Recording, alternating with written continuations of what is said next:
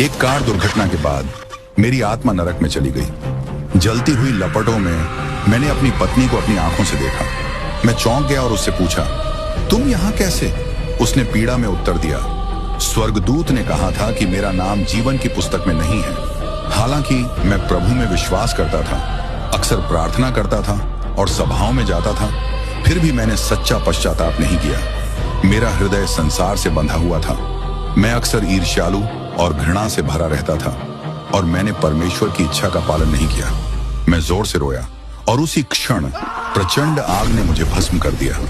अचानक मैं जाग गया और डॉक्टर मुझे बचा रहे थे। मुझे पता था कि यह कोई सपना नहीं था, बल्कि परमेश्वर की ओर से एक चेतावनी थी।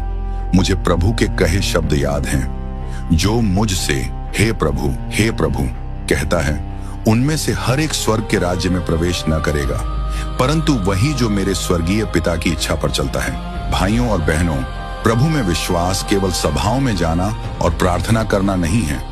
केवल वे ही स्वर्ग के राज्य में प्रवेश कर सकते हैं जो परमेश्वर की इच्छा का पालन करते हैं। यदि आप सहमत हैं, कहें आमीन और अपना फोन नंबर छोड़ दें।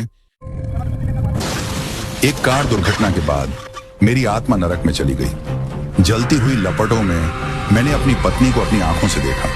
मैं चौंक गया और उससे पूछा, तुम यहाँ कैसे? उसने पीड़ा में उत्तर दिया, स्वर्गदूत ने कहा था कि मेरा नाम जीवन की पुस्तक में नहीं है। हालांकि मैं प्रभु में विश्वास करता था, अक्सर प्रार्थना करता था और सभाओं में जाता था, फिर भी मैंने सच्चा पश्चाताप नहीं किया। मेरा हृदय संसार से बंधा हुआ था। मैं अक्सर ईर्ष्यालु और घृणा से भरा रहता था और मैंने परमेश्वर की इच्छा का पालन नहीं किया। मैं जोर से रोया और उसी क्षण प्रचंड आग ने मुझे भस्म कर दिया। अचानक मैं जाग गया और डॉक्टर मुझे बचा रहे थे। मुझे पता था कि यह कोई सपना नहीं था, बल्कि परमेश्वर की ओर से एक चेतावनी थी। मुझे प्रभु के कहे शब्द याद हैं, जो मुझसे हे प्रभु कहता है, उनमें से हर एक स्वर्ग के राज्य में प्रवेश न करेगा, परंतु वही जो मेरे स्वर्गीय पिता की इच्छा पर चलता है। भाइयों और बहनों, प्रभु में विश्वास केवल सभाओं में जाना और प्रार्थना करना नहीं है।